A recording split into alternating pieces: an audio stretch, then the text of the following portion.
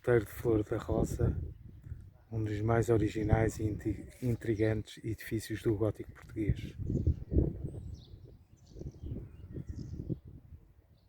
À direita, o volume da igreja, cruciforme, coroada por modilhões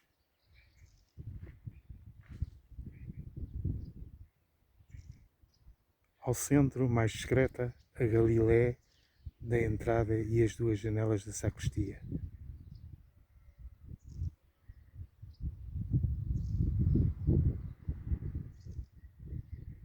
À esquerda,